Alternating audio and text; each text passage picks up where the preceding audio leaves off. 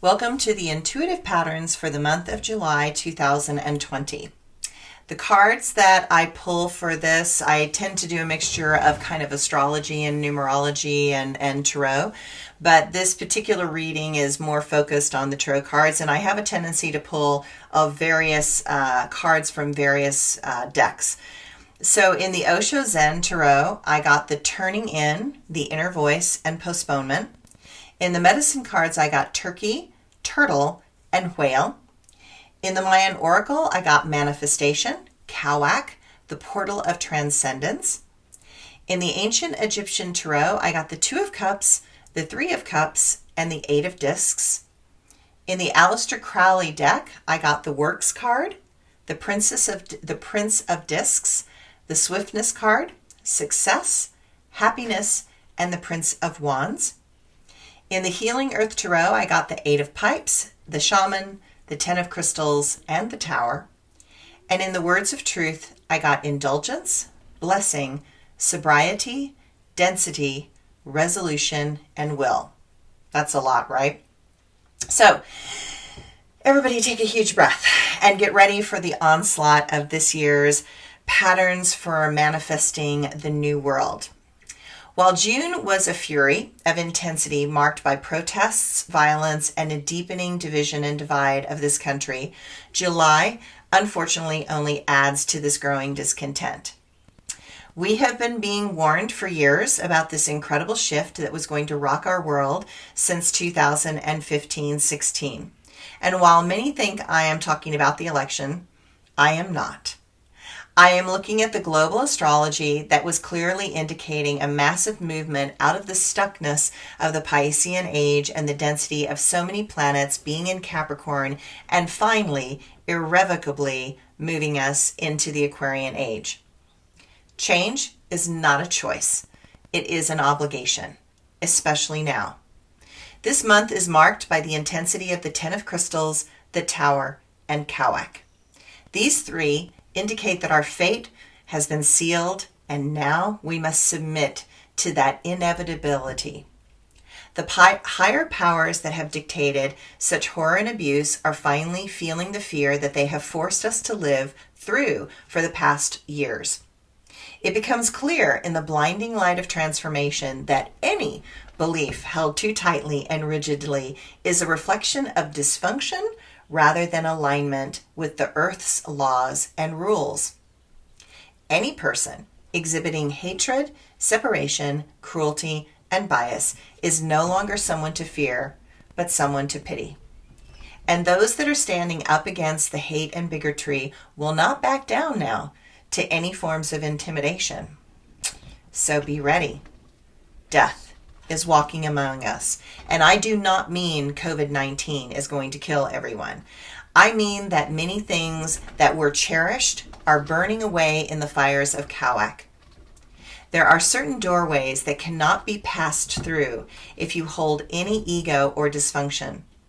The fires of Kawak will burn away that which never was true, that which never was you, and that which belongs to another. Those three cards above are all about the final surrender, a type of surrender that forces you to admit your bias, your judgment, and your selfishness. It forces you to tear off the clothing of your own denial that is now burning. Those layers of ego cause the separation that you have been feeling because of your insecurity. The core issues that will arise this month may feel unbearably intense and difficult. How addicted you are to your position may make this process more fearful. You are going to lose control over the reality that you had so carefully built. Illusion upon illusion, denial upon denial, and prejudice upon prejudice. The raw and real truth of July will tear away the barriers that you have built that are blocking your own freedom and the freedoms that you have denied others. And through it all, you will feel the power of love, that most powerful force that is the deepest essence of the world. The realization that love is that most precious interconnection between all things. And because of that, We are all bound together in a common goal for change. The people searching for the right motivation have found their voice in one thing or another, and now it finally reveals the true identity of the self. A self that is aligned not for personal gain, but for a cause that means something in the hearts and souls of those that were touched to move past the wall of fear that was placed in front of them. There is an ultraviolet blue wall of love and light that is going to tear down the red wall of fear and hate that was built by the souls of ego, wealth, greed, and prejudice. That blue wall declares that we are better than this, and we are. The people know that we can become something great if you get those out of the way that have no real power but the power of their own hate. The speed with which the change comes in and the force of that clarity is a type of divine lightning.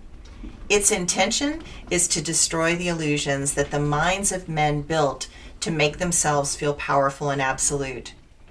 And while many things continue in life to be delayed because of all the retrogrades, the expression of this indulgence of true-hearted freedom and love is a blessing of enormous proportions because it comes from the resolute will of the people, the true inheritors of this world that are kind and good.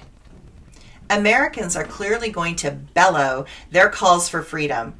The people are finally clear that there is a pit of vipers in our government, and while they are a pain to remove and will be tremendously difficult to remove them we will. Americans are tired of living with the appearance of good intentions when evil is actually playing possum.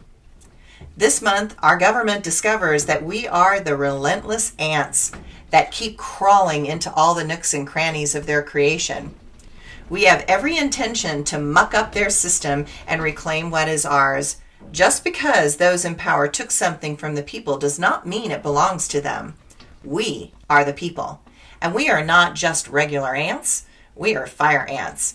And even though the people are considered nothing to those in power, it has been foretold that the meek shall inherit the earth, and the people are going to bite and burn until those that believe they are so powerful run from our land to lick their wounds and realize their own arrogance and limitations. And then this country will have its second Independence Day. Thanks, everybody. Bye.